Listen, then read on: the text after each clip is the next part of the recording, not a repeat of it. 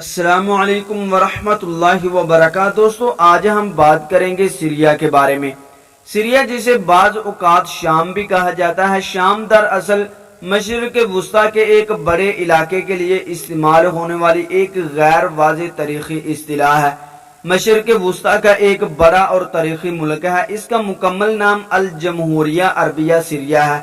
اس کے مغرب میں لبنان، جنوب مغرب میں فلسطین اور اسرائیل، جنوب میں اردن، مشرق میں عراق اور شمال میں ترکی ہے۔ سیریا دنیا کے قدیم ترین ممالک میں سے ایک ہے۔ موجودہ دور کا سیریا 1946 میں فرانس کے قبضے سے آزاد ہوا تھا۔ اس کی آبادی 2 کروڑ ہے، جن میں اکثریت عربوں کی ہے۔ بہت تھوڑی تعداد میں اسیرائی، کرد، ترک اور دروز بھی شام میں پائے جاتے ہیں۔ دوستو اس کے ساتھ ہی اگر اور شام کی بات کی جائے، اس کی تاریخ کی بات کی جائے، قدیم زمانہ کی بات کی جائے، تو سیریا دنیا کے قدیم ترین تہذیبوں کا مرکز بھی رہا ہے۔ دنیا کے قدیم ترین سامی اقوام اور زبانوں کے آثار سیریا سے دستیاب ہوئے ہیں۔ مشرقی شام کے شہر ابیل سے 1975 میں ایک عظیم سامی سلطنت کے آثار ملے ہیں، جس میں قدیم ترین سامی زبانوں اور تہذیب کا بہترین نوادراتی اثاثہ ملا ہے، جس میں 1700 مٹی کی تختیاں ہیں۔ ان پر اس زمانے کی تجارت، ثقافت، زراعت وغیرہ کے بارے میں بیش قیمت معلومات درج ہیں۔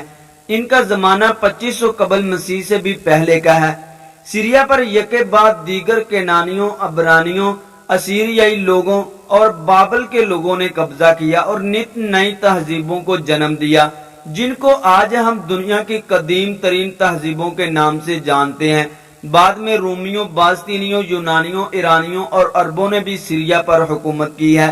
اسلامی عہد کی بات کریں تو دمشق، جو دنیا کے قدیم ترین آباد شہروں میں سے ایک ہے، 1936 میں مسلمانوں نے اس کو فتح کیا۔ بعد میں 661 سے لے کر 750 تک وہاں اموی سلطنت قائم رہی، جس کی حدود ہسپانیہ سے وسط ایشیا تک تھی۔ 750 میں عباسیوں نے امویوں کو سلطنت اور خلافت سے بے دخل کر دیا اور سلطنت کا مرکز بغداد بن گیا۔ 1260 میں مملوکوں نے اسے دوبارہ دارالخلافہ بنایا، مگر امیر تیمور نے 1400 میں دمشق اور گرد و نواح کو تباہ کر دیا۔ اس کے تمام نابغہ روزگار لوگوں اور ہنرمندوں کو اپنے ساتھ سمرقند لے گیا۔ اس کے بعد 19ویں صدی کے شروع تک یہ زیادہ تر عرصہ سلطنت عثمانیہ کے ماتحت رہا۔ 1918 میں وہاں فرانسیوں اور برطانیوں کے ایما پر ایک کٹ پتلی حکومت قائم ہوئی، جس کا نتیجہ یہ تھا کہ کچھ ہی عرصے بعد سیریا کا زیادہ تر علاقہ فرانسیوں کے قبضے میں چلا گیا۔ فرانسیسی اختیارات کے بارے میں بات کریں تو شریف مکہ نے برطانوی سامراج کے ایما پر ترکی خلافت کے خلاف بغاوت کرتے ہوئے 1918 میں دمشق میں ایک قومی حکومت قائم کرنے میں مدد دی، جو فیصل بن حسین نے قائم کی، جس کے تحت سیریا کے کچھ علاقے، لبنان، اردن اور فلسطین کے کچھ علاقے آتے تھے۔ 1919 میں انتخابات ہوئے اور ایک مجلس قائم ہوئی، مگر اصل طاقت برطانوی سامراج اور اس کے دوستوں کے پاس رہی۔ 1916 میں برطانیہ اور فرانس میں ایک خفیہ معاہدہ ہوا، جسے سائکس پیکوٹ معاہدہ کہتے ہیں، جس کے بعد مجلس اقوام عالم، لیگ آف نیشنز، جو کہ اقوام متحدہ کی ابتدائی شکل تھی، اس کے ذریعے یہ اقتدار فرانس کو سونپ دیا گیا۔ 1920 میں فرانسیسی افواج نے سیریا پر مکمل قبضہ کر لیا اور سیریا کو 1921 میں کچھ ریاستوں میں تقسیم کر دیا، جس میں لبنان بھی آتا تھا۔ فلسطین کے بارے میں انگریزوں نے 1917 میں ہی ایک خفیہ معاہدہ بلفور کا معاہدہ کیا تھا، جس میں وہاں ایک یہودی ریاست کے قیام کی منظوری دی گئی تھی۔ یہ وہ عہد تھا جس میں فرانس، برطانیہ اور دیگر سامراجی اور سرمایہ دار ممالک نے مشرق وسطیٰ کو مختلف خفیہ معاہدوں کی مدد سے آپس میں بانٹ لیا تھا۔ اس اثنا پر سیریا میں کئی مزاحمتی تحریکوں نے جنم لیا۔ فرانس نے سیریا کو کئی دفعہ مصنوعی آزادی کا فریب بھی دیا۔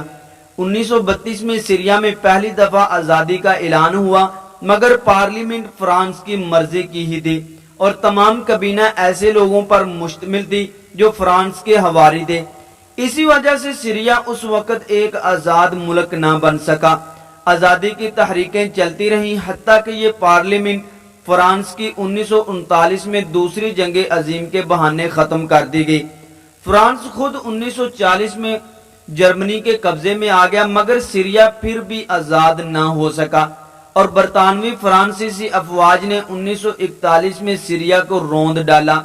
اپنا قبضہ برقرار رکھنے کے لیے فرانس نے کئی دفعہ پارلیمنٹیں بنوائیں اور مصنوعی حکومتیں تشکیل دیں۔ ایسی ہی ایک مجلس 1943 میں تشکیل دی گئی، جس کے ساتھ 1944 میں فرانس نے ایک معاہدہ آزادی کیا، مگر 1945 میں فرانسیسی افواج نے دمشق کے ارد گرد گھیرا ڈال کر زبردست بمباری کی اور مجلس کی عمارت تباہ کر دی۔ اس بمباری میں شامی حکومت کے افراد کے علاوہ 2000 سے زیادہ عام لوگ، عورتیں اور بچے بھی ہلاک ہوئے۔ اس وقت شام کے صدر شکری کوتلی تھے، جن سے برطانوی سفیر نے ان سے ملاقات کی اور فرانس کے ساتھ صلح نامے پر دستخط یا کسی محفوظ مقام پر منتقلی کی تجویز دی، جو انہوں نے رد کر دی۔ ان کے اس عزم اور حوصلے کے باعث ہی فرانس گھٹنے ٹیکنے پر مجبور ہوا اور اسے اگلے سال شام خالی کرنا پڑا۔ دوستو، آزادی کی بات کریں تو دوسری جنگ عظیم کی وجہ سے فرانس اور برطانیہ دونوں کمزور ہو گئے تھے۔ فرانس نے جب یہ محسوس کیا کہ وہ مزید سیریا پر اپنا قبضہ نہیں رکھ سکتا تو اس نے شام کو آزادی دینے کا فیصلہ کیا۔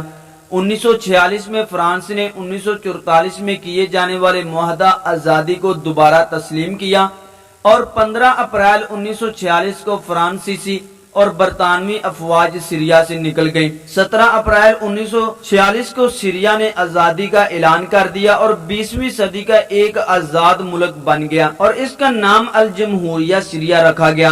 بعد میں 30 مارچ 1949 کو برطانیہ، فرانس اور CIA کی مدد سے ایک فوجی بغاوت ہوئی، جس نے حکومت پر قبضہ کر لیا اور کم و بیش وہی کہانی شروع ہو گئی جو 9 آباد ملکوں کی مشترکہ داستان ہے۔ سوری افواج نے 1948 کی عرب اسرائیل جنگ میں حصہ لیا، جس کے بعد برطانیہ، فرانس اور امریکہ کی جاسوسی تنظیم CIA نے اس کی حکومت کے خلاف سازشیں شروع کر دی۔ اس سازش نے 1949 کی فوجی بغاوت کو جنم دیا۔ 1952 میں ایسی ہی فوجی بغاوت مصر میں بھی کی گئی۔ جنرل حسنی زعیم جنرل زعیم نے اقتدار سنبھالا۔ جنرل زعیم 25 جولائی 1949 کو ایک استوابی رائے ریفرنڈم کے ذریعے 99% ووٹ لے کر صدر بن گیا۔ یہی کہانی پاکستان اور دوسرے کئی ممالک میں بھی دہرائی گئی ہے۔ اگست میں ایک اور فوجی بغاوت ہوئی، جس کے بعد جنرل زعیم کو قتل کر دیا گیا۔ ایک نئی حکومت بن گئی۔ اس حکومت نے عراق کے ساتھ اتحاد کی کوشش کی، جسے برطانیہ، فرانس اور امریکہ کی جاسوسی تنظیم CIA نے سخت ناپسند کیا۔ حالانکہ عراق میں بھی انہی کی کٹ پتلی حکومت قائم تھی، مگر وہ اسلامی ممالک کے ساتھ اتحاد کو برداشت نہیں کر سکتے تھے۔ چنانچہ اسی سال دسمبر میں ایک اور فوجی بغاوت میں جنرل ششکالی کی حکومت قائم ہوئی۔ اس حکومت نے 1953 میں ایک آئین بھی منظور کیا۔ عوامی دباؤ پر 1955 میں انتخابات ہوئے اور ایک غیر فوجی حکومت قائم ہو گئی، جس نے مصر کی حکومت سے تعلقات کیے۔ روس کے ساتھ قریبی تعلقات قائم ہوئے۔ 22 فروری 1958 کو مصر اور شام نے اتحاد کیا اور ایک متحدہ ملک قائم ہو گیا، جس کا نام متحدہ عرب جمہوریہ رکھ دیا گیا۔ دوستو، یہ بات یاد رہے کہ مصر میں بھی امریکی اور برطانوی حمایت یافتہ قوتیں ختم کر کے جمال عبد الناصر برسر اقتدار آ چکے تھے، جن کی وجہ سے یہ اتحاد ممکن ہوا۔ مگر 28 ستمبر 1961 میں سامراجی قوتوں کے ایما پر ایک اور فوجی بغاوت ہوئی، جس نے یہ اتحاد ختم کر کے شام کو دوبارہ ایک الگ ملک کی حیثیت دے دی۔ ملک میں روسی حمایت یافتہ لوگوں اور سامراجی حمایت رکھنے والوں کے درمیان رسہ کشی جاری رہی اور 8 مارچ 1963 کو باس جماعت کے لوگوں نے اقتدار پر قبضہ کر لیا۔ باس پارٹی نے تیل کی صنعت کو قومیہ لیا اور مسیحی مشینری اور سکولوں کو بند کر دیا۔ 23 فروری 1966 کو اسی جماعت کے حافظ الاسد نے حکومت پر قبضہ کر کے صدر امین حفیظ کو برطرف کر دیا۔ انہی حافظ الاسد کے بیٹے بشار الاسد آج کل شام کے حاکم بھی ہیں۔ 1973 में सीरिया ने मिस्र के साथ मिलकर इसराइल के खिलाफ जंग की और गुलान के पहाड़ों का कुछ हिस्सा आजाद करवा लिया। इस मौका पर रूसी और अमेरिका दोनों एक हो गए और जंग बंदी में एक अहम किरदार अदा किया। इन्हीं मुमालिक ने मिस्र और इसराइल की सुलह करवाई और मिस्र ने इसराइल को तस्लीम कर लिया। इसमें बुनियादी किरदार अमेरिकी वजीर खारजा ने अदा किया, जो कि खुद एक साबका जर्मन यहूदी था, मगर सीरिया इस हद तक जाने को तैयार ना हुआ और इसराइल को तस्लीम नहीं किया। 1976 में शामी अफवाज लुबनानी हुकूमत की दरखास्त पर लुबनान में दाखिल हुई और लुबनान में ईसाइयों और मुसलमानों के दरमियान खाना जंगी को रोकने में एक अहम किरदार अदा किया। 10 जून 2000 को शाम के सदर हाफिजुल असद तवील बीमारी के बाद 70 साल की उम्र में इंतकाल कर गए। हाफिजुल असद सन 1964 में शाम की फिजाइया के अमीर के ओहदे पर फायज हुए और इनके 3 साल बाद वजीर दाखिला बने। सन 1970 में इन्होंने हुकूमत का तख्ता उल्टकर शाम का इक्तदार अपने हाथ में ले लिया और फिर बेस जमात के कैद मुंतखब हुए। 1 साल के बाद वो इस्तिफ्ता के जरिए शाम के सदर बने और फिर कई इस्तिफ्ताओं के जरिए आखिरी दम तक ओहदा सदारत पर फायज रहे। 1967 में अरबों और सुहूनी हुकूमत के दरमियान होने वाली जंग के दौरान हाफिजुल असद शाम के वजीर दिफा थे। इस जंग में सुहूनी हुकूमत ने जुलान की पहाड़ियों पर कब्जा कर लिया था, लेकिन सन 1973 में हाफिजुल असद अपनी फौज को मजबूत करके जुलान पहाड़ियों के एक हिस्से को वापस लेने में कामयाब हो गया। सुहूनी हुकूमत की साजिशों का डटकर मुकाबला करना और इस्लामी जमहूरियत ईरान जैसे सुहूनियत मुखालिफ मुमालिक के साथ ताल्लुकात उस्तवार करना हाफिजुल असद के दौर के शाम की खारजा पॉलिसी की खुसूसियात में से एक है। हाफिजुल असद के बाद इनके बेटे बशारुल असद को सदर मुंतखब किया गया। इन्होंने भी अपने वालिद की पॉलिसियों को आगे बढ़ाया। खित्ते में जारी सुहूनियत मुखालिफ महाज में सीरिया की बुनियादी किरदार को महफूज रखा, जो अमेरिका, इसराइल और खित्ते में इनके हामी मुमालिक को एक आंख नहीं बाता। चुनाचा इस वक्त बशारुल असद को एक ऐसी खाना जंगी का सामना है जिसमें तुर्की, सऊदी अरब और कतर समेत कई दीगर मुमालिक का हाथ नुमाया है। तहम बशारुल असद की हुकूमत गिराकर इनकी जगह किसी मगरिब निवाज नुमाइंदे को इक्तदार में लाने की इनकी कोई भी कोशिश ताहाल अभी तक कामयाब नहीं हो सकी। दोस्तों, सीरिया की मईशत की बात करें तो सीरिया एक तरक्की पजीर मुल्क है जिसकी मईशत इश्तराकियत नजरियात पर मबनी है। ज्यादातर सनतें कौमी मलकियत में है। 60% लोग 20 साल से कम उम्र में हैं, यानी कि काम नहीं करते। इसके अलावा खवातीन में भी काम करने का रुझान कम ही है। इसके बावजूद बेरोजगारी की शरह 20% से ज्यादा रहती है।